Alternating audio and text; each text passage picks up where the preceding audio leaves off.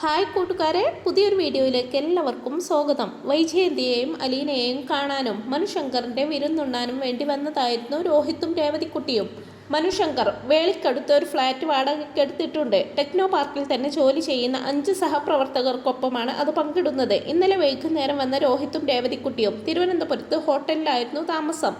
മനുശങ്കറാണ് താമസ സൗകര്യമെല്ലാം ഏർപ്പാടാക്കി കൊടുത്തത്. അടുത്ത ദിവസം ഹോട്ടൽ മുറിയിൽ ബബിതയും ടാനിയയും മനുശങ്കറും കൃഷ്ണജയും കൂടി വന്നു ചേർന്നു. ഒരു ഞായറിന്റെ ഒഴിവ് കണക്കാക്കി മുൻകൂട്ടി പ്ലാൻ ചെയ്തതായിരുന്നു അതെല്ലാം. അവിടെ വെച്ച് അവർ ഒരു തീരുമാനമെടുത്തു. മനുശങ്കറിനെയും അലീനയെയും ഇങ്ങനെ വിട്ടാൽ പറ്റില്ല. രണ്ടിലൊന്ന് നിശ്ചയിക്കണം. അന്തിമ തീരുമാനമെടുക്കേണ്ടത് അലീനയുടെ പപ്പയും അമ്മയും ചേർന്നാണ്. സ്റ്റാൻലി കഴക്കൂട്ടത്തേക്ക് എല്ലാ ഞായറാഴ്ചകളും സന്ദർശനത്തിന് വരാറുണ്ട്. ആദ്യം അമ്മയുടെ അടുത്ത് പ്രഷർ കൊടുക്കണം, എന്നിട്ട് വേണം സ്റ്റാൻലി പപ്പയെ ആക്രമിക്കാൻ, ബബിത ഉത്സാഹത്തോടെ പറഞ്ഞു. ഉച്ചക്ക് ഹോട്ടലിലായിരുന്നു ഊണ്. അതിനുശേഷം എല്ലാവരും കൂടി സ്നേഹനികേതനത്തിൽ ചെന്നു. ആളെത്തിയിട്ടുണ്ട്. സ്റ്റാൻലിയുടെ ജീപ്പ് കണ്ടപ്പോഴേ ബബിത പറഞ്ഞു. ഡ്രൈവർ ബൈജു ജീപ്പിൽ നിന്ന് സാധനങ്ങൾ ഇറക്കുന്നു. അവർ എത്തിച്ചേർന്നതേയുള്ളൂ. കഴക്കൂട്ടത്തേക്ക് വരുമ്പോൾ കുറെ അരിയും ഗോതമ്പും പച്ചക്കറിയുമൊക്കെ വാങ്ങിക്കൊണ്ട് വരിക പതിവാണ്. സ്റ്റാൻലി ഓഫീസ് റൂമിലിരുന്ന് ഔതക്കുട്ടിച്ചായനോട് സംസാരിക്കുകയായിരുന്നു. ബബിതയാണ് മുൻപേ കയറി വന്നത്. പപ്പ എന്നും വിളിച്ചുകൊണ്ട് സ്റ്റാൻലിയുടെ അരികെ ചെന്നു. തന്നോട് സ്റ്റാൻലി പപ്പയ്ക്ക് പ്രത്യേകിച്ചൊരു വാത്സല്യമുണ്ടെന്ന് അവൾക്കറിയാം. അത് അവൾക്ക് സ്റ്റാൻലിയുടെ അടുത്ത് കൂടുതൽ സ്വാതന്ത്ര്യം അനുവദിച്ചിരുന്നു. സ്റ്റാൻലി വിസ്മയത്തോടെ അവളെ നോക്കവേ പുറകെ കൃഷ്ണജയും ടാനിയയും രേവതിക്കുട്ടിയും രോഹിത്തും കൂടി വന്ന് അയാളെ അത്ഭുതപ്പെടുത്തി. തീർന്നോ? ഇനി വല്ലവരുമുണ്ടോ? സ്റ്റാൻലി ബബിതയോടായിട്ട് ചോദിച്ചു. ഇനി ഒരാളും കൂടിയുണ്ട്. അത് ഞങ്ങളുടെ ഡ്രൈവറാ, ബബിത കുസൃതിയോടെ പറഞ്ഞു. അതാരാണ്? സ്റ്റാൻലി ചോദിച്ചു. ഇപ്പൊ തന്നെ പറയാം. അതിനു മുമ്പ് ഒരു കാര്യം ചോദിച്ചാൽ പപ്പ സമ്മതിക്കുമോ? ബ്ലൈൻഡ് ആയിട്ടുള്ള സമ്മതങ്ങളൊന്നും ഞാൻ ആർക്കും കൊടുക്കാറില്ല. ഒരു റിക്വസ്റ്റാ, അതും ഒരു ചിന്ന റിക്വസ്റ്റ്. ഈ പുതുമണവാളിനെയും പുതുമണവാട്ടിയെയും കൂട്ടി നമുക്കെല്ലാവർക്കും കൂടി വൈകുന്നേരം കോവളത്ത് പോകാം. ഇവിടെ വന്നപ്പം അവർക്കൊരു ആഗ്രഹം. പപ്പയോടല്ലാതെ ആരോട് പറയാം? കോവളത്ത് തനിച്ചു പോകാൻ പ്രായമുള്ളവരാ അവർ രണ്ടുപേരും. സ്റ്റാൻലി രോഹിത്തിനെയും രേവതിക്കുട്ടിയെയും മാറി മാറി നോക്കിക്കൊണ്ട് പറഞ്ഞു. പോരെങ്കിൽ നിങ്ങളൊക്കെയില്ലേ? പപ്പയുടെ മിലിറ്ററി ജീപ്പിൽ പോകണം. പപ്പ ഓടിക്കുന്ന വണ്ടിയിൽ ഇരിക്കണം. ഞങ്ങളൊക്കെ പിറകിലെ കമ്പിയിൽ പിടിച്ചു തൂങ്ങി നിന്നോളാം. ഇവിടെ നിന്ന് അരമണിക്കൂർ മതിയല്ലോ പപ്പ. ഈ വല്യപ്പച്ചൻ എന്താ മിണ്ടാതിരിക്കുന്നേ? ഒന്ന് റെക്കമെൻഡ് ചെയ്ത വല്യപ്പച്ച. ഔതക്കുട്ടിച്ചായൻ നിവർന്നിരുന്നു. എന്നെ കൂടി കൊണ്ടുപോകാമോ? പിന്നില്ലാതെ. വല്യപ്പച്ചനല്ലേ ഞങ്ങളുടെ നേതാവ്. ലാലിച്ച, പിള്ളേരുടെ ഒരു ആഗ്രഹമല്ലേ. അവർ അവിടെയൊക്കെ ഒന്ന് കൊണ്ടുപോ. ഇതുങ്ങളുടെ കല്യാണം കഴിഞ്ഞ് ആദ്യമായിട്ട് വന്നതല്ലേ. ഇതൊക്കെ ഒരിക്കലല്ലേ ഉള്ളൂ. ഔതക്കുട്ടിച്ചായൻ പറഞ്ഞു. സമയം ഉണ്ടോന്ന് നോക്കട്ടെ. സ്റ്റാൻലി വാച്ചിൽ നോക്കിയിട്ട് എഴുന്നേറ്റു. അത്രയും മതി, രക്ഷപ്പെട്ടു. എവിടെ അമ്മയും അലീന ചേച്ചിയും? ബബിത ആഹ്ലാദത്തോടെ അടുത്ത പോയിന്റിലേക്ക് ഓടി. പുറകെ മറ്റുള്ളവരും. സ്റ്റാൻലി തെല്ല അസ്വസ്ഥതയോടെ വാതിൽ തുറന്ന് മുൻവരാന്തയിലേക്ക് ഇറങ്ങി. അവിടെ സിറ്റ് ഔട്ടിന്റെ തൂണും ചാരി നിൽക്കുന്ന ആളെ കണ്ട് പെട്ടെന്ന് നിന്നു. അത് മറ്റാരും ആയിരുന്നില്ല, ബബിത സൂചിപ്പിച്ച ഡ്രൈവർ മനുശങ്കർ. പടിഞ്ഞാറെ ചക്രവാളം വിളഞ്ഞ് സൂര്യകാന്തിപ്പാടം പോലെ കടലിന്റെ വക്കുവരെ വ്യാപിച്ചു കിടന്നു. ഞായറാഴ്ചയായതിനാൽ ബീച്ചിൽ ധാരാളം ആളുകൾ ഉണ്ടായിരുന്നു. പാർക്കിംഗ് സ്ഥലങ്ങൾ കാറുകളെ കൊണ്ടും ടൂറിസ്റ്റ് ബസ്സുകളെ കൊണ്ടും നിറഞ്ഞു. ബീച്ചിന്റെ ഒരു അരികിൽ ഫുട്ബോൾ കളി നടക്കുന്നുണ്ട്. കടലിൽ ഇറങ്ങി കളിക്കുന്നവരുടെയും കുളിക്കുന്നവരുടെയും എണ്ണം കൂടിക്കൂടി വന്നു. ഹവ്വ ബീച്ചിലെ ഷോപ്പുകളുടെ നിരക്ക് മുന്നിലൂടെ നീണ്ടു നീണ്ടു പോകുന്ന ഫുട്പാത്തിൽ ആളുകൾ അങ്ങോട്ടും ഇങ്ങോട്ടും തിക്കിത്തിരക്കി പോയിക്കൊണ്ടിരിക്കുന്നു. രോഹിത്തും രേവതിക്കുട്ടിയും കടലിൽ ഇറങ്ങി തിരമാലകളോട് മത്സരിക്കുന്നത് കൗതുകത്തോടെ നോക്കിക്കൊണ്ട് വൈജയന്തി പാറക്കെട്ടുകൾക്കരികെ നിന്നു. കുറച്ചപ്പുറത്ത് മാറി ടെൽസയും കൃഷ്ണജയും ടാനിയയും ബബിതയും കടൽ വെള്ളത്തിലിറങ്ങി കളിക്കുന്നുണ്ട്. മനുശങ്കർ ജീൻസ് മുട്ടോളം തെറുത്ത് കയറ്റിവെച്ച് കടലിൽ ഇറങ്ങി നിന്നുകൊണ്ട് അലീനയെ കൈകാട്ടി വിളിക്കുന്നു. അലീന ആകാംക്ഷ നിറഞ്ഞ പുഞ്ചിരിയോടെ എല്ലാം നോക്കി നിൽക്കുന്നു. കുട്ടികൾ കടലിലേക്ക് അല്പം കൂടുതൽ നീങ്ങുമ്പോൾ ഗാർഡിയനെ പോലെ അവൾ ഉറക്കെ വിളിച്ച് ശാസിക്കുന്നു. ഔതക്കുട്ടിച്ചായൻ മുണ്ട് മാടിക്കുത്തി കുട്ടികളോടൊപ്പമുണ്ട്. വൈജയന്തി മുഖം തിരിച്ച് സ്റ്റാൻലി എവിടെയെന്ന് നോക്കി. അയാൾ പാറക്കെട്ടുകൾക്കിടയിൽ അസ്തമയാകാശം നോക്കി ഒരു പാറമേൽ ചാരി നിൽക്കുകയായിരുന്നു. അയാളുടെ മുഖത്തിനെതിരെ ചീറി വരുന്ന കടൽക്കാറ്റിൽ മുടിയിഴകൾ പാറിക്കൊണ്ടിരുന്നു. ലാലിച്ച, കടൽക്കാറ്റ് പതറിച്ചു കളഞ്ഞു വിളിയൊച്ചയോടെ ഒരു ചീള് കാതിൽ വീണു. സ്റ്റാൻലി തല തിരിച്ചു നോക്കി. പിന്നിൽ ഇടതുഭാഗത്ത് വൈജയന്തി. അവളുടെ മുടി കാറ്റിൽ തരംഗങ്ങളായിട്ട് ഇളകുന്നു. അസ്തമയ സൂര്യൻ അവളുടെ കണ്ണിൽ 2 സ്വർണ്ണ കുമിള പോലെ തിളങ്ങുന്നു. അവളുടെ സാരി തലപ്പുകളെ കാറ്റ് വീണ്ടും വീണ്ടും വിടർത്തുന്നു. അയാൾ മെല്ലെ മുഖം തിരിച്ച് വീണ്ടും അസ്തമയാകാശം നോക്കി. വൃദ്ധസൂര്യന്റെ പ്രതാപവും ചൂടും വെളിച്ചവും മങ്ങിക്കഴിഞ്ഞിരുന്നു. ലാലിച്ച, വൈജയന്തി വീണ്ടും വിളിച്ചു. അവൾക്ക് തന്നോടെന്തോ പറയാനുണ്ടെന്ന് അയാൾ ഊഹിച്ചു കഴിഞ്ഞിരുന്നു. അയാൾ വീണ്ടും അവളുടെ നോട്ടത്തെ അഭിമുഖീകരിച്ചു. നമ്മുടെ മോൾക്ക് 28 വയസ്സ് കഴിഞ്ഞു. മനുവിന് 31. അവളെയല്ലാതെ വേറൊരു പെണ്ണിനെ അവന് വേണ്ട. അവൾക്കും അവന് മാത്രം മതി. അവർ നമ്മളോട് ഒന്നും ആവശ്യപ്പെടുന്നില്ല, ഒന്നും പറയുന്നുമില്ല. എന്നാലും നമ്മൾ അവരുടെ മനസ്സ് കാണണ്ടേ ലാലിച്ച, നമ്മളല്ലേയുള്ളൂ. സ്റ്റാൻലിയുടെ മറുപടിക്കായിട്ട് വൈജയന്തി അല്പം കാത്തു. സ്റ്റാൻലി പക്ഷേ വിദൂരതയിലേക്ക് ദൃഷ്ടി പായിച്ച് മൗനമായിട്ട് നിന്നതേയുള്ളൂ. നമ്മൾ അനുഭവിച്ച വേദന എത്രയധികമാണെന്ന് ലാലിച്ചന് അറിയാമല്ലോ, വൈജയന്തി യാചനാസ്വരത്തിൽ പറഞ്ഞുകൊണ്ടിരുന്നു. അതുപോലൊരു വേദന നമ്മുടെ മോളും അനുഭവിക്കണോ? അവരുടെ തലയ്ക്കു മീതെ കൂടി കടൽ കാക്കകൾ കരഞ്ഞു പറന്നുപോയി.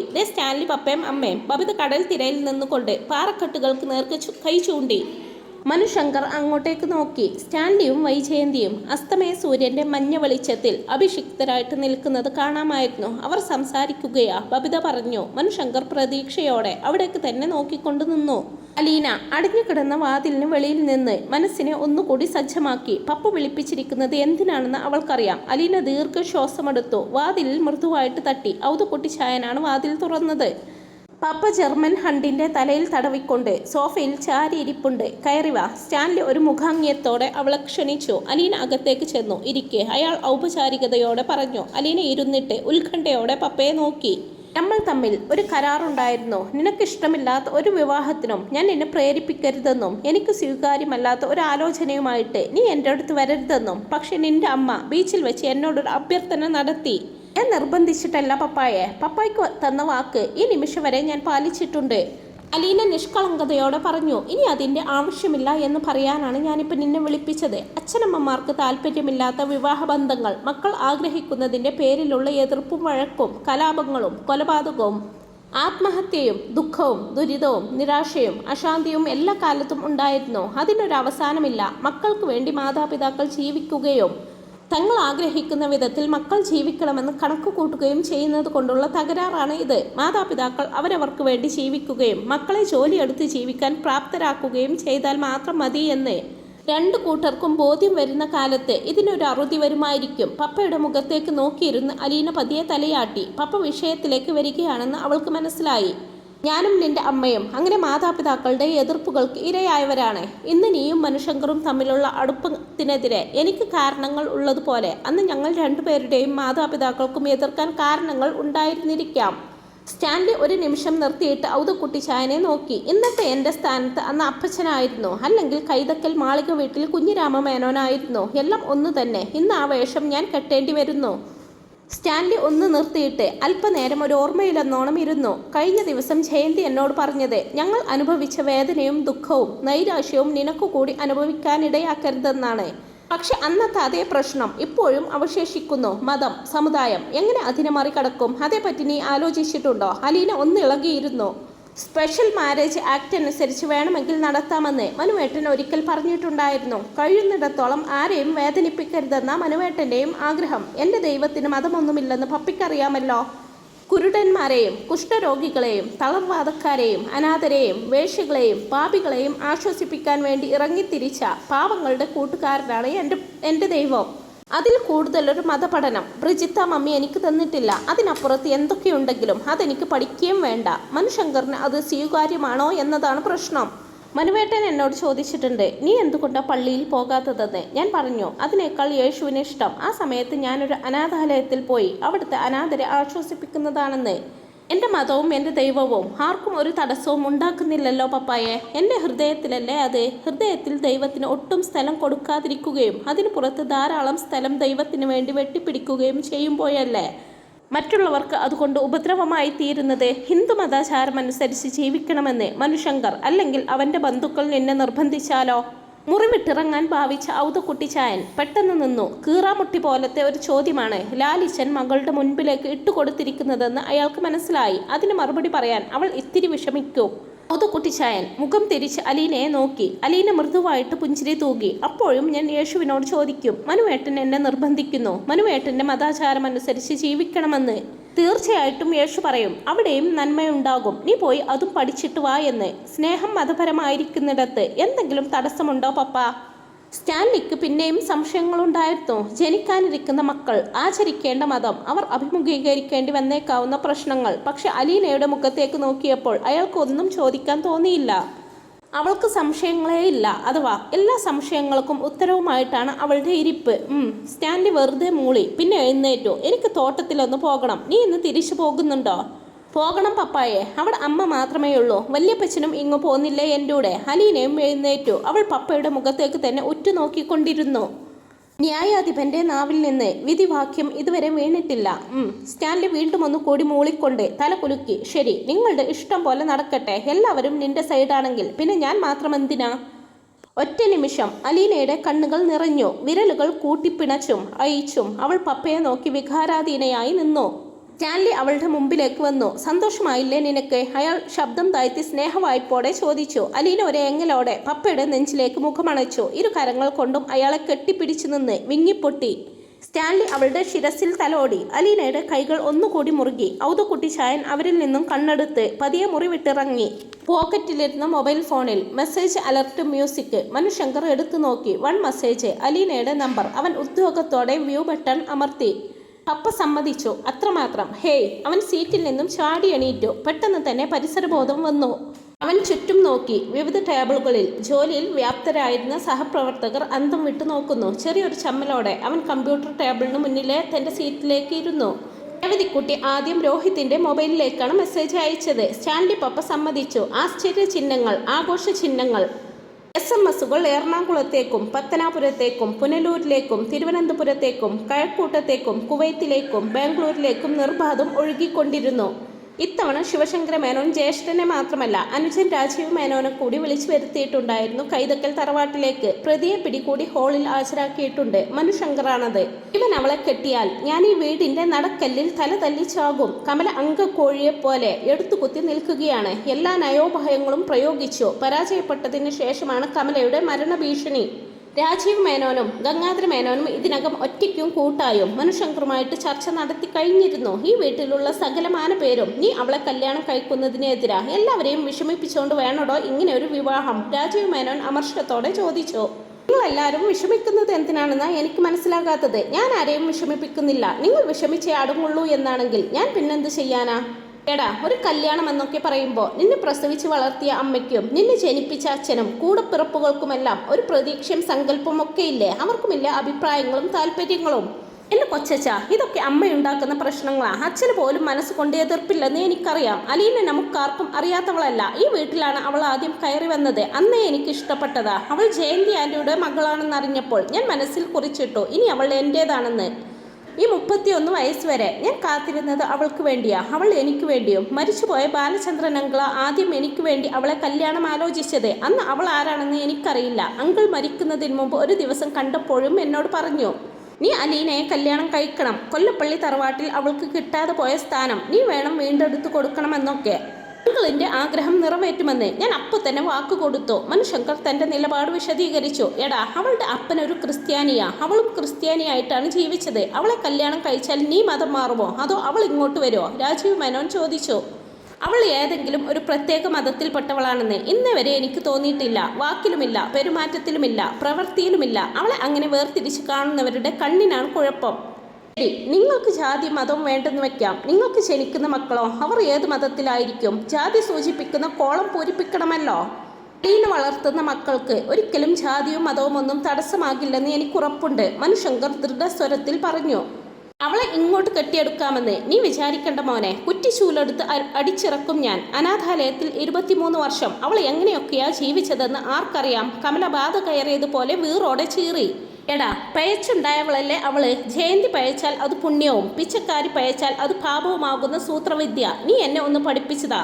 എടാ, ആര് പഴച്ചാലും അത് പഴ തന്നെയാ. അതിന് വലിപ്പ ചെറുപ്പമൊന്നുമില്ല. അങ്ങനെ ഉണ്ടാകുന്ന പെണ്ണിനെ ഈ വീട്ടിലേക്ക് എഴുന്നള്ളിച്ചോണ്ട് വരാനോ? കമലയുടെ ശവം ഇവിടെ നിന്നെടുക്കണം.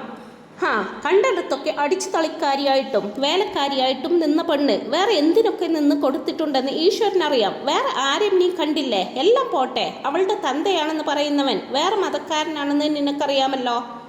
അത് തന്നെ. ഞാൻ അന്തസ്സുള്ള 1-ാം തരം നായർ കുടുംബത്തിൽ നിന്നാ ഈ കൊല്ലപ്പള്ളി തറവാട്ടിലേക്ക് വന്നത്. ഇവിടെ ഞാൻ സമ്മതിക്കത്തില്ല. സ്വന്തം വീട്ടിലെ സമാധാനമാ ഏറ്റവും വലുത്, രാജീവ് മേനോൻ പറഞ്ഞു. അതിന് ഈ വീട്ടിൽ വന്ന് ആര് കെടുത്തുന്നു സമാധാനം? ഞാൻ കഴക്കൂട്ടത്ത് ഒരു വാടക വീട് നോക്കുന്നുണ്ട്. ഇവിടെ ഞങ്ങൾക്ക് ഒരു സമാധാനക്കേടും ഉണ്ടാവില്ല. ഇവിടെ സമാധാനക്കേടുണ്ടാക്കാൻ ഇങ്ങോട്ട് വരുന്നുമില്ല, മനുശങ്കർ പറഞ്ഞു. നീ ഒരു കാര്യം ഓർക്കണം, നിന്റെ ജീവിതം പോലെയല്ല അവളുടേത്. ഈ ഉദ്യോഗത്തിൽ നല്ല ഭാവിയുള്ള ചെറുപ്പക്കാരനാ. അനാഥാലയവും അനാഥരും മാത്രമാ അവളുടെ ലോകം. രണ്ടും കൂടി എങ്ങനെ പൊരുത്തപ്പെട്ടു പോകും? ഞാൻ എൻ്റെ ജോലി ചെയ്യും, അവൾ അവളുടെ ജോലി ചെയ്യും. നിന്റെ കാര്യങ്ങൾ നോക്കാൻ അവൾക്ക് സമയം കിട്ടുമോ? അലീന അതെല്ലാം വേണ്ട പോലെ കൈകാര്യം ചെയ്തോളും മംഗളെ. അതൊക്കെ കണക്ക് കൂട്ടിയിട്ടാണ് കഴക്കൂട്ടത്ത് വീടെടുക്കുന്നത്. ഞാൻ രാവിലെ ഓഫീസിൽ പോയി കഴിഞ്ഞാൽ അവൾക്ക് സ്നേഹനികേതനത്തിലേക്ക് പോകാം. ജോലി കഴിഞ്ഞ് ഞാൻ തിരിച്ചു വരുമ്പോഴേക്ക് എത്തിയാൽ മതി. വൈകിട്ട് സമയമുണ്ടെങ്കിൽ 1-2 മണിക്കൂർ പിന്നെയും പോകാം. വേണമെന്ന് വെച്ചാൽ എനിക്കും ചില്ലറ സഹായങ്ങളൊക്കെ ചെയ്യാൻ പറ്റും. അങ്കിളെ, സന്മനസ്സുണ്ടെങ്കിൽ എന്താ വയ്യാത്തത്? അവളെ കല്യാണം കഴിച്ചാൽ നിനക്ക് സ്ത്രീധനം വല്ലതും കിട്ടുമോ? ഇപ്പോഴത്തെ നിന്റെ നിലക്കും വിലക്കും ജോലിക്കും അനുസരിച്ച് 25 ലക്ഷമെങ്കിലും കിട്ടേണ്ടതാ. രാജീവ് മേനോൻ അടുത്ത പ്രശ്നം എടുത്തിട്ടു. സ്ത്രീധനമൊന്നും ആരും പ്രതീക്ഷിക്കേണ്ട. അലീനയുടെ പപ്പ കൊടുത്താലും അവൾ വാങ്ങില്ല. അല്ലെങ്കിൽ തന്നെ അവളുടെ പപ്പ മറ്റൊരു വിധത്തിൽ അവൾക്കത് കൊടുത്തു കഴിഞ്ഞു. സ്നേഹനികേതനം ഇപ്പോഴും അവിടേക്ക് സഹായമായി എന്തെല്ലാം എത്തിച്ചു കൊടുത്തുകൊണ്ടിരിക്കുന്നു. മനുശങ്കർ പറഞ്ഞു. കുറെ അനാഥർക്ക് താമസിക്കാനുള്ള കെട്ടിടം വാങ്ങിച്ചു കൊടുത്തത് കൊണ്ടോ അവരെ ഇടയ്ക്കിടയ്ക്ക് സഹായിച്ചത് കൊണ്ടോ നിനക്കെന്താണ് നേട്ടം? നിനക്ക് കിട്ടാനുള്ളത് കിട്ടണ്ടേ? ശിവശങ്കര മേനോൻ ചോദിച്ചു. അച്ഛാ, അലീനയെ ഞാൻ സ്നേഹിച്ചു തുടങ്ങിയപ്പോൾ അവൾ കടപ്പാട്ടൂരെ വീട്ടിൽ ജയന്തി ആൻറ്റിയുടെ വേലക്കാരിയായിരുന്നു. സ്ത്രീധനമായിട്ട് ഒന്നും തരാൻ നിവൃത്തിയില്ലാത്ത അവസ്ഥയിലാണ് ഞാൻ അവളെ ഇഷ്ടപ്പെട്ടതും കല്യാണം കഴിക്കാൻ ആഗ്രഹിച്ചതും. അതിനുശേഷമാണ് പണക്കാരനായിട്ടുള്ള ഒരു പപ്പ അവൾക്കുണ്ടെന്ന് അറിയുന്നത്. എന്നാൽ കുറച്ച് പൈസ കൂടി കണക്ക് പറഞ്ഞ് വാങ്ങിക്കളയാം എന്ന് ഞാൻ ഇതുവരെ ചിന്തിച്ചിട്ടില്ല. അവളെയെങ്കിലും എനിക്ക് കിട്ടണേ എന്നായിരുന്നു ഇതുവരെയുള്ള പ്രാർത്ഥന. അതിനുവേണ്ടിയാണ് ഞാൻ കഴിഞ്ഞ 5 വർഷം കാത്തിരുന്നത്. ഇപ്പോഴും എനിക്ക് വേറൊന്നും വേണ്ട. ഞങ്ങൾക്ക് വേണ്ടതെല്ലാം ഞാൻ ജോലി ചെയ്ത് ഉണ്ടാക്കിക്കൊള്ളാം. മനുശങ്കറിന്റെ വാക്കുകൾ ഉറച്ചതായിരുന്നു. പിന്തിരിപ്പിക്കാനാകാത്ത വിധം ഉറച്ച കാൽവെപ്പുകൾ പോലെയാണവ എന്ന് കമലക്കൊഴികെ എല്ലാവർക്കും ബോധ്യപ്പെട്ടു. ശിവശങ്കര മേനോനും മറ്റുള്ളവരും മനുവിനോടുള്ള എതിർപ്പുമായിട്ട് മുന്നോട്ട് പോകാനാകാതെ തപ്പിത്തടയുന്നത് കണ്ട് കമലയ്ക്ക് വേവലാതിയായി. എനിക്കറിയാം, ഇവിടെയുള്ള എല്ലാവർക്കും അറിയാം, ഞാൻ മഹാപാപമൊന്നുമല്ല ചെയ്യുന്നതെന്ന്. അലീന ആരാണെന്നും അറിയാം. അവൾക്ക് ഈ തറവാടുമായിട്ടുള്ള ബന്ധവും അറിയാം. അവളുടെ സ്വഭാവത്തെക്കുറിച്ചും ഇവിടെ ആരോടും പറയേണ്ട കാര്യമില്ല. പഠിപ്പുണ്ടോ, ജോലിയുണ്ടോ, സ്ത്രീധനം കിട്ടുമോ, ഇത് മൂന്നുമാണ് കണക്കിലെടുക്കേണ്ട മറ്റു കാര്യങ്ങൾ. അലീനയുടെ അത്രയും പഠിപ്പ് എനിക്ക് പോലുമില്ല. അവൾക്ക് ഡിഗ്രി ഒന്നുമില്ലായിരിക്കും, അതിൻ്റെ ആവശ്യവുമില്ല. പിന്നെ ജോലി, അവളുടെ അത്രയും ജോലി ചെയ്യുന്നവർ ആരുണ്ട്? ശമ്പളം കിട്ടുമോ ഇല്ലയോ എന്ന് നോക്കണ്ട. കാരണം ഈശ്വരനാണ് അവൾക്ക് ശമ്പളം കൊടുക്കുന്നത്. അത് എത്രയാണെന്ന് നമുക്കറിഞ്ഞുകൂടാ. എത്രയായാലും നമ്മൾ സങ്കല്പിക്കുന്നതിനേക്കാൾ കൂടുതലായിരിക്കും. അല്ലെങ്കിൽ ആരും അറിയാതെ ഒരു അനാഥാലയത്തിൽ കിടന്ന അവളുടെ ജീവിതം ഇത്ര വരെയൊന്നും എത്തിപ്പെടില്ലല്ലോ. പിന്നെ അവശേഷിക്കുന്ന ആരോപണം, അമ്മ നാവെടുക്കുമ്പോഴെല്ലാം പറയാറുള്ളത് പോലെ പിഴച്ചുണ്ടായവൾ എന്ന ദുഷ്പേരാണ്. വാസ്തവത്തിൽ പിഴച്ചവരും പിഴപ്പിച്ചവരും ആരൊക്കെയാണെന്ന് ഇവിടെ എല്ലാവർക്കും അറിയാം. പറഞ്ഞു നിർത്തിയിട്ട് മനുശങ്കർ ശിവശങ്കര മേനോനെയും ഗംഗാധര മേനോനെയും നോക്കി. അവർ ദൃഷ്ടി മാറ്റിക്കളഞ്ഞു. അവളെ കല്യാണം കഴിച്ചാൽ ഈ കുടുംബത്തിന്റെ സ്വത്തിന്ന് ചില്ലിക്കാശ് നിനക്ക് കിട്ടില്ലെന്ന് നീ കരുതിക്കോ. കമല ഭീഷണി മുഴക്കി. ഈ തറവാട്ടിൽ പിന്നെ കാല് കുത്താമെന്ന് നീ വിചാരിക്കണ്ട. അമ്മ ഏത് ലോകത്താ ജീവിക്കുന്നത്? ഇതൊക്കെ പഴയ തലമുറയുടെ നമ്പറല്ലേ? കഴിഞ്ഞ നൂറ്റാണ്ടിൽ അതൊക്കെ ഫലിക്കുമായിരുന്നു. അന്ന് ഭൂസ്വത്തും വീടും കൃഷിയും മാത്രമായിരുന്നു ജീവിതമാർഗം.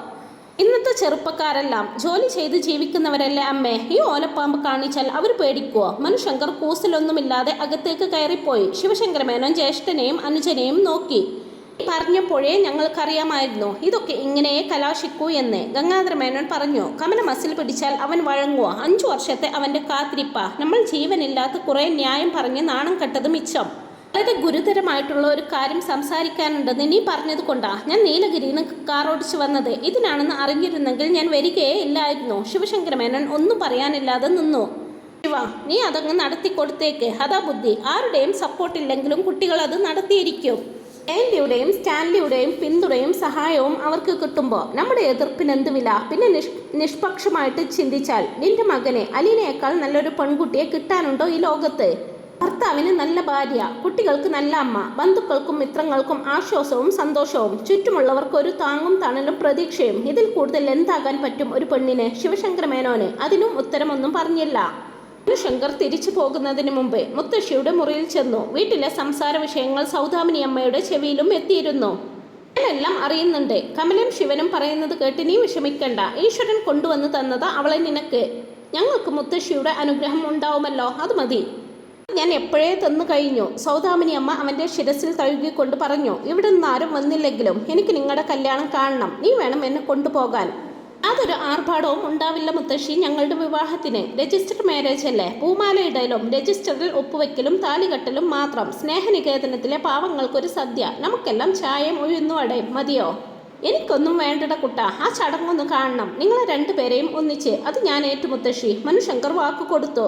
ഈ ആർഭാടത്തിൽ അലീനയുടെ വിവാഹം നടത്താനായിരുന്നു സ്റ്റാൻലിയുടെ ആലോചന. അലീന വന്ന് ചോദിച്ചു, പപ്പ എത്ര രൂപ വരെ ചെലവാക്കും എൻ്റെ കല്യാണത്തിന്? സ്ത്രീധന പണവും സ്വർണവും അവൾ മുൻപേ തന്നെ നിരസിച്ചതാണ്. സത്യവട്ടങ്ങൾക്കും ഒരുക്കങ്ങൾക്കുമെല്ലാമായിട്ട് 2 ലക്ഷം രൂപയെന്നാണ് സ്റ്റാൻലി കണക്ക് കൂട്ടിയത്. ആ പൈസ കൊണ്ട് അന്നേ ദിവസം അതേ സമയം തന്നെ ഒരു പെൺകുട്ടിയുടെ കല്യാണം കൂടി നടത്തണം പപ്പ, ഞങ്ങളുടെ സിന്ധുവിൻ്റെ. സ്റ്റാൻലിയുടെ മുഖത്ത് തെളിച്ചം മങ്ങി. പപ്പ വിഷമിക്കരുത്. എത്ര പെൺകുട്ടികളാ പൈസ ഇല്ലാഞ്ഞ് കല്യാണം നടത്താൻ നിവൃത്തിയില്ലാതെ നിൽക്കുന്നത്? എത്ര രോഗികളാ വേണ്ട പോലെ ചികിത്സിക്കാൻ പണമില്ലാതെ മരിച്ചു പോകുന്നത്? രോഹിത് എന്നോട് പറഞ്ഞതാ കല്യാണം ക്ഷേമമായിട്ട് നടത്താമെന്നും അതിൻ്റെ ചെലവെല്ലാം അവൻ എടുത്തോളാമെന്നും. അവൻ മുടക്കാമെന്നേറ്റ പൈസ ഞാൻ ഹാർട്ടിൻ്റെ ഓപ്പറേഷന് പൈസയില്ലാതെ മെഡിക്കൽ കോളേജിൽ കിടന്ന ഒരു പെൺകുട്ടിക്ക് കൊടുപ്പിച്ചു. 2 ആഴ്ചക്കകം ആ കുട്ടിയുടെ ഓപ്പറേഷൻ നടക്കും. പപ്പയ്ക്കറിയോ എത്ര പേരെ ഓരോ ദിവസം സഹായം അപേക്ഷിച്ച് സ്നേഹനികേതനത്തിൽ വരുന്നത്? നമ്മൾ അതിൻ്റെ പിറകെ അന്വേഷിച്ച് ചെല്ലുമ്പോഴാണ് അറിയുന്നത് എന്തെല്ലാം കഷ്ടപ്പാടും ദുരിതങ്ങളുമാ ഓരോരുത്തരും അനുഭവിക്കുന്നതെന്ന്. എൻ്റെ കല്യാണം നടക്കുമ്പോൾ 2 പെൺകുട്ടികളുടെ ജീവിതം രക്ഷപ്പെടുമെങ്കിൽ അതിനേക്കാൾ വലിയ ആഘോഷം വേറെന്താ പപ്പ? സ്റ്റാൻലിക്ക് ആദ്യം തോന്നിയ അനിഷ്ടം പതിയെ പതിയെ മാഞ്ഞുപോയി. കല്യാണത്തിന് ആർഭാടമൊന്നുമില്ലെങ്കിലും ആഘോഷത്തിന് ഒരു കുറവും വരരുത്. അത് ബബിതയും ടാനിയയും കൃഷ്ണജയും അടക്കമുള്ള ജൂനിയേഴ്സിൻ്റെ തീരുമാനമായിരുന്നു. ചായയും ബിസ്ക്കറ്റും മിഠായിയും മതി സൽക്കാരത്തിന്. പക്ഷെ എല്ലാവരും കഴക്കൂട്ടത്ത് ഒത്തുചേരണം. കല്യാണത്തിൻ്റെ തലേ ദിവസം തന്നെ ബന്ധുമിത്രാദികളെയെല്ലാം ക്ഷണിച്ചു വരുത്തണം. ബബിതയും രോഹിത്തും രേവതിക്കുട്ടിയും ടാനിയയും കൂടി ആ ചുമതല ഏറ്റെടുത്തു. ശരണ്യയെ കൂടി അവർക്ക് കൂട്ടിന് കിട്ടി. മനുശങ്കറും അലീനയും തമ്മിലുള്ള വിവാഹം രജിസ്റ്റർ ചെയ്യാൻ നിശ്ചയിച്ചതിൻ്റെ തലേ ദിവസം തന്നെ എല്ലാവരും കഴക്കൂട്ടത്ത് എത്തിച്ചേർന്നു. എറണാകുളത്ത് നിന്ന് മാമച്ചനും ഗ്രേസമ്മയും ഷെറിനും ചിന്നുമോളും, പത്തനാപുരത്ത് നിന്ന് ഔസേപ്പച്ചനും ഭാര്യയും ജോസൂട്ടിയും സാന്ദ്രയും, പുനലൂരിൽ നിന്ന് റോബർട്ടും ആൻസിയും, കുളത്തുപുഴയിൽ നിന്ന് സ്റ്റാൻലിയും എൽസമ്മയും ടോജോയും ടാനിയയും ടെൽസയും, കടപ്പാട്ടൂരിൽ നിന്ന് രോഹിത്തും രേവതിക്കുട്ടിയും ബബിതയും കൃഷ്ണയും, കൊല്ലപ്പള്ളിയിൽ നിന്ന് സൗദാമിനിയമ്മയും ശിവശങ്കരമേനോനും, നീലഗിരിയിൽ നിന്ന് ഗംഗാധരമേനോനും മാലതിയും, തിരുവനന്തപുരത്ത് നിന്ന് മനുശങ്കറും സുഹൃത്തുക്കളും സഹപ്രവർത്തകരും. സ്നേഹനികേതനത്തിൻ്റെ മുറ്റത്ത് അലങ്കാരങ്ങളൊന്നുമില്ലാതെ ഒരു പന്തൽ ഇട്ടിട്ടുണ്ടായിരുന്നു. എല്ലാവരും അവിടെ ഒത്തുകൂടി. കുട്ടികളുടെ പാട്ടും നൃത്തവും തമാശകളും മറ്റുമായിട്ട് ആഘോഷം രാത്രി 1 മണി വരെ നീണ്ടു. കഴക്കൂട്ടത്തെ ഒരു ലോഡ്ജിൽ മനുശങ്കറും രോഹിത്തും ചേർന്ന് അവർക്ക് താമസ സൗകര്യവും ഒരുക്കിയിരുന്നു. മാർബിൾ സ്തൂപത്തിലേക്ക് മുതുക് ചാരി കാലുകൾ നീട്ടിവെച്ച് വരണ്ട് കിടന്ന യമുനയുടെ നേർക്ക് കണ്ണയച്ച് വെറുതെയിരുന്നു മനുശങ്കർ. ചിന്തകളും സ്മരണകളും വർണ്ണത്തൂവലുകൾ പോലെ അവൻ്റെ മനസ്സിൽ പാറിക്കൊണ്ടിരുന്നു. പിന്നെ ഫോണിൽ സംസാരിച്ചുകൊണ്ട് മാർബിൾ തളത്തിലൂടെ സ്തൂപത്തിന് ചുറ്റും നടക്കുന്നുണ്ട്. അവളുടെ പപ്പയാണ് വിളിക്കുന്നതെന്ന് മനുശങ്കറിന് മനസ്സിലായി. യമുനാ നദി ഒരു കറുത്ത ചാലായി ദൂരെ നിന്ന് ഒഴുകി വരുന്നത് കാണാമായിരുന്നു. ഫോൺ സംഭാഷണം അവസാനിപ്പിച്ച് അലീന അവൻ്റെ അരികെ വന്നിരുന്നു. പപ്പയായിരുന്നു വിളിച്ചത്. നമ്മൾ എവിടെയാണ്, എവിടെയൊക്കെ പോയി എന്നറിയാൻ. മനുശങ്കർ ഒന്ന് ശിരസനക്കി. അവളുടെ തോളത്തുകൂടി കൈയിട്ടു. അവൾ കാലുകൾ നീട്ടിവെച്ച് അവൻ്റെ വക്ഷസ്സിലേക്ക് തല ചേർത്ത് അങ്ങനെ ചാരിയിരുന്നു. യമുനയ്ക്ക് മീതെ കൂടി വീശുവെന്ന കാറ്റലകൾ അവളുടെ മുടിയേകൾ ഇളകി അവൻ്റെ കവിളത്ത് ഉരുമ്മി. അവൻ അവയെ ഒതുക്കി വയ്ക്കുകയും അവളുടെ നെറുകയിൽ ഉമ്മ വയ്ക്കുകയും ചെയ്തു. പപ്പയും അമ്മയും കൂടി ഒരുപാട് തവണ ഇവിടെ വന്നിട്ടുണ്ട്, ഇങ്ങനെ നമ്മൾ ഇരിക്കണ പോലെ. അലീന മുഖം പിന്നോട്ടൽപ്പം മലർത്തി അവനെ നോക്കി. അവൻ ഒന്നും മിണ്ടാതെ അവളുടെ കണ്ണുകളിലേക്ക് നോക്കിയിരുന്നു. ഇത് ആലോചിക്കണേ, അവൾ ചോദിച്ചു. അന്ന് അവരുടെ മനസ്സിൽ എന്തായിരുന്നുവെന്ന്. അന്ന് അവരുടെ മനസ്സിലെന്താ? അതുതന്നെ. അന്നും താജ്മഹൽ ഇങ്ങനെ തന്നെ ആയിരുന്നോ? അന്നും യമുന ഇത്ര മെലിഞ്ഞാണോ ഒഴുകിയിരുന്നത്? അതേ കാറ്റ് തന്നെയാണോ വീശുന്നത്? ഈ വായുവിൽ അവർ അന്ന് സംസാരിച്ച വാക്കുകളുണ്ടോ? മനുശങ്കർ ഒരു സ്വപ്നത്തിൽ എന്നതുപോലെ അവളോട് സംസാരിച്ചു കൊണ്ടിരുന്നു. കുതിരവണ്ടി സെന്റ് ക്ലെയർ സ്കൂളിന് മുമ്പിലെത്തിയപ്പോൾ അലീന മനുശങ്കറിനെ തോണ്ടി. അമ്മ പഠിപ്പിച്ചിരുന്ന സ്കൂൾ. മനുശങ്കർ വണ്ടിക്കാരനോട് കുതിരയെ നിർത്താൻ പറഞ്ഞു. വണ്ടിയിൽ നിന്നിറങ്ങാതെ തന്നെ അവൻ സ്കൂളും പരിസരവും നോക്കി. പപ്പ അവിടെ വന്ന് മിലിറ്ററി ജീപ്പിൽ കാത്തു കിടക്കും. അലീന തണൽ മരത്തിന് കീഴിലേക്ക് വിരൽ ചൂണ്ടി. അമ്മ സ്കൂൾ വിട്ടു വരുമ്പം കാണാൻ വേണ്ടി. പഴയ ആ ദൃശ്യം മനസ്സിൽ സങ്കല്പിച്ചുകൊണ്ട് അവൾ തുടർന്നു. ഞാനൊരു അനാഥയായിട്ട് ജനിച്ച് അങ്ങനെ വളർന്നത് കൊണ്ടായിരിക്കും എനിക്ക് എൻ്റെ പപ്പയും അമ്മയും കണ്ടുമുട്ടുകയും സ്നേഹിക്കുകയും ഒന്നിച്ചുണ്ടായിരിക്കുകയും ചെയ്ത സ്ഥലങ്ങൾ വളരെയധികം പ്രിയപ്പെട്ടതായിട്ട് തോന്നുന്നത്. അതുകൊണ്ടാണ് ഞാൻ അമ്മയുടെ കൂടെ ഇവിടെ വന്നത്. എന്തെങ്കിലും ഒരിക്കൽ മനുവേട്ടൻ്റെ കൂടെയും ഇവിടെ വരണമെന്ന് ഞാൻ ഒരുപാട് ആഗ്രഹിച്ചു. എനിക്കത് മനസ്സിലാക്കാൻ പറ്റുന്നുണ്ട്, മനു പറഞ്ഞു. പപ്പയും അമ്മയും ഇവിടെ വെച്ച് കണ്ടുമുട്ടിയില്ലെങ്കിൽ, അവർ തമ്മിൽ സ്നേഹിച്ചില്ലെങ്കിൽ, അവർ ഒന്നിച്ച് ജീവിക്കാൻ ആഗ്രഹിച്ചിട്ടില്ലായിരുന്നു എങ്കിൽ ഞാൻ ഈ ഭൂമിയിൽ ഉണ്ടാകുമായിരുന്നില്ലല്ലോ മനുവേട്ട. നിന്നെ എനിക്കൊരിക്കലും കിട്ടുകയുമില്ലായിരുന്നു, മനുശങ്കർ പ്രേമവായ്പോടെ പറഞ്ഞു. ഗേറ്റ് കടന്ന് 2 പേരും കൂടി നടന്നു ചെല്ലുന്നത് കണ്ടപ്പോൾ തന്നെ അലീനയെ രേണുക ചൗധരി തിരിച്ചറിഞ്ഞു കഴിഞ്ഞിരുന്നു. അലീന സ്വയം പരിചയപ്പെടുത്താൻ ശ്രമിച്ചപ്പോൾ അവർ പറഞ്ഞു, ഓർമ്മയുണ്ട്, 3 വർഷം മുമ്പ് അമ്മയുടെ കൂടെ ഇവിടെ വന്നിട്ട് പോയതല്ലേ? എൻ്റെ കല്യാണം കഴിഞ്ഞുവെന്നും ഭർത്താവാണ് കൂടെയുള്ളതെന്നും അലീന അവരെ ധരിപ്പിച്ചു. പപ്പയും അമ്മയും താമസിച്ചിരുന്ന വാടക കെട്ടിടം അലീന മനുശങ്കറിന് കാട്ടിക്കൊടുത്തു. ചെറിയ വീട് അല്ലേ മനുവേട്ട? അമ്മയുടേത് ഒരു തരം ഒളി ജീവിതമായിരുന്നു. ആഴ്ചയിൽ 2 തവണയെങ്കിലും പപ്പ ഇവിടെ വരും. അമ്മയുടെ വയറ്റിൽ ഞാനുണ്ട്. രണ്ടുപേരും എന്നെപ്പറ്റി ഒരുപാട് സ്വപ്നങ്ങളൊക്കെ നെയ്ത് വളർത്തിക്കൊണ്ടുവരികയാണ്.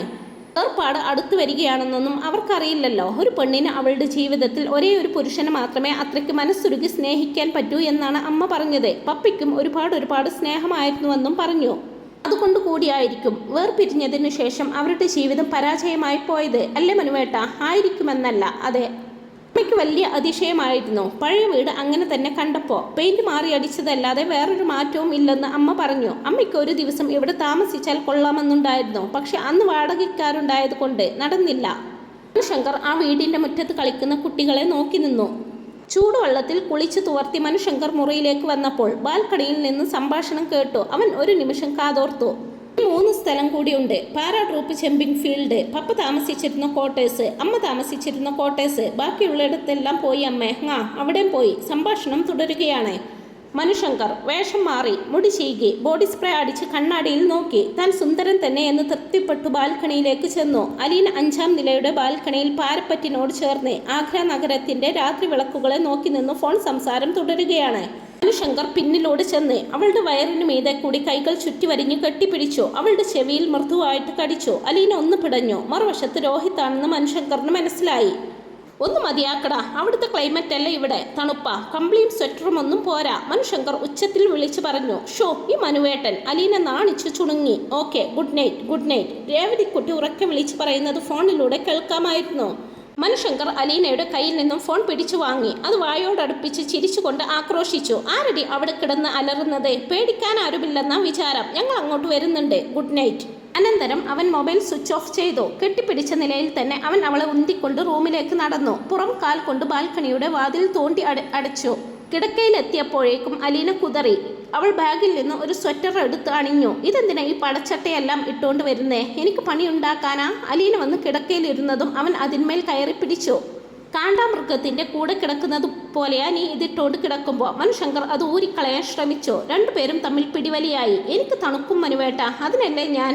കുസ്തി പിടിച്ച ഒടുവിൽ അലീന തോറ്റു. അവൻ സ്വെറ്റർ ഊരി മുകളിലേക്ക് എറിഞ്ഞു. അത് ഫാനിന്റെ ലീഫിൽ തൂങ്ങിക്കിടന്നു. അലീന അവന്റെ വയറ്റത്ത് അള്ളിപ്പിടിച്ചു. 2 ഇടിയും കൊടുത്തു. നില്ല്, ഞാൻ മസിലൊന്ന് പിടിച്ചോട്ടെ, അത് കഴിഞ്ഞ് നീ എത്ര വേണമെങ്കിലും ഇടിച്ചോ. അലീന അവൻ അണിഞ്ഞിരുന്ന ടീഷർട്ടിന്റെ അടിഭാഗം പിടിച്ചുയർത്തി. അതിനിടയിലൂടെ തല കടത്തി. അവന്റെ വയറിനു മീതെ കൂടെ മുഖമുരസി ഇഞ്ചിഞ്ചായി ടീഷർട്ടിനുള്ളിലൂടെ മുകളിലേക്ക് നുഴഞ്ഞു കയറി. പെണ്ണെ, ഇത് പൊട്ടിപ്പോകൂ. പൊട്ടട്ടെ. അവളുടെ മുഖം അവന്റെ നെഞ്ചിലൂടെ ഉരസി. കഴുത്തിന് താഴെ എത്തിയപ്പോഴേക്കും 2 ബട്ടണും പൊട്ടി. ഇനി എത്ര ശ്രമിച്ചിട്ടും മുന്നോട്ടില്ല. തോളുകൾ ടീഷർട്ടിനുള്ളിൽ ഉടക്കി നിൽക്കുകയാണ്. മനുശങ്കർ അവളുടെ പുറത്തു കൂടി കെട്ടിപ്പിടിച്ച് കിടക്കയിൽ ഒന്ന് മറിഞ്ഞു. പിന്നെ കൈമുട്ടുകൾ മെത്തയിലൂന്നി അലീനയുടെ മുഖത്തിനു മീതെ മുഖമുയർത്തി. 2 കൈത്തലങ്ങളും വിടർത്തി അവളുടെ മുടി ചികഞ്ഞു പരത്തി.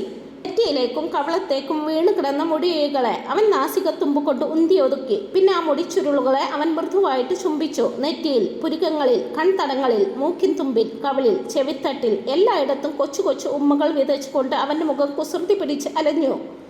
കാണെ അലീനയുടെ മെയ്കളും മുഖവും കൂമ്പി വന്നു. താഴെ രാജ്പൂർ ദുംകി റോഡിൽ ഏതോ കുതിരവണ്ടി പോകുന്നതിന്റെ കുളമ്പടി ഒച്ച കേൾക്കാമായിരുന്നു. അതൊഴികെ തെരുവിൽ വേറെ ശബ്ദങ്ങളൊന്നുമില്ലായിരുന്നു. മനുശങ്കർ മുഖം തെല്ലുയർത്തി അലീനയെ നോക്കി. ഇപ്പോൾ ഭാവം മാറിയിരിക്കുന്നു. കവിൾ തടങ്ങളിൽ ശോണരേഖകൾ, ചെവികൾക്ക് രക്തവർണം, പാതി തുറന്ന മെയ്കളിൽ ലാസ്യലഹരി. മുഖം സൂര്യകാന്തി പോലെ വിടരുകയാണ്. അവളുടെ വിരലുകൾ അവന്റെ മുടിയിൽ മുറുകി. അവന്റെ മുഖം പിടിച്ച് തന്റെ ചുണ്ടുകളിലേക്ക് അമർത്തി. പ്രഭാതം മൂടൽ മഞ്ഞിന്റെ കുളിരാടെ അണിഞ്ഞതായിരുന്നു. മഞ്ഞു പുകപടലം പോലെ വായുവിലൂടെ ഒഴുകി. 5 മണിക്ക് ഉണർന്ന വൈജയന്തി തന്റെ ജോലികളിൽ വ്യാപ്തരായിരുന്നു. എല്ലായിടത്തും വൈജയന്തിയുടെ കയ്യും കണ്ണും കാതുമെത്തണം. സ്നേഹനികേതനത്തിന്റെ സാന്നിധ്യം വൈജയന്തി സ്വന്തം ചുമലിലേറ്റി കഴിഞ്ഞു. ഇപ്പോൾ അവൾ അലീനയുടെയോ ബബിതയുടെയോ രോഹിത്തിന്റെയോ മാത്രം അമ്മയല്ല, സ്നേഹനികേതനത്തിലെ എല്ലാ അന്തേവാസികളുടെയും അമ്മയാണ്. അവരെല്ലാം കാരുണ്യത്തിലും സ്നേഹത്തിലും കാത്തു പരിപാലിക്കുന്ന അമ്മ. 6 മണി ആയപ്പോൾ കുട്ടി അമ്മ കിച്ചണിലേക്ക് ഓടിക്കയറി വന്നു. സ്നേഹനികേതനത്തിന്റെ ഗേറ്റിനരികെ കാവൽപുര പോലെ കെട്ടിയ അമ്മ തൊട്ടിലിൽ ഒരു കുഞ്ഞിന്റെ കരച്ചിൽ കേൾക്കുന്നുണ്ട്. വൈജയന്തി ഉടൻ ഗേറ്റിലേക്ക് പോയി. നേരം വെട്ടം വീണു വരുന്നതേ ഉണ്ടായിരുന്നുള്ളൂ. ഓടാമ്പലെടുത്ത് തുറക്കാവുന്ന അഴിവാതിലുകളുള്ള വലിയ തൊട്ടിൽ ചുരുട്ടിയ കൈകാലുകൾ വായുവിലേക്ക് ഉയർത്തി വിറപ്പിച്ച് കാറിക്കരയുന്ന ഒരു ശിശു. തൊട്ടിൽ സ്ഥാപിച്ചിട്ട് 1 മാസം ആകുന്നതേയുള്ളൂ. അമ്മ തൊട്ടിലിന് കിട്ടിയ ആദ്യത്തെ സമ്മാനം. വൈജയന്തി കുഞ്ഞിനെ സൂക്ഷ്മതയോടെ 2 കയ്യാലെ എടുത്തു. അതിനെ മാറോട് ചേർത്ത് മുഖത്തേക്ക് നോക്കി. അതിന്റെ ചോര വായിൽ നിന്ന് പാൽമണം മാഞ്ഞിട്ടില്ല. ചുണ്ടിൻ്റെ കോണിൽ പാൽപത ഉണങ്ങി പിടിച്ചിരിക്കുന്നു.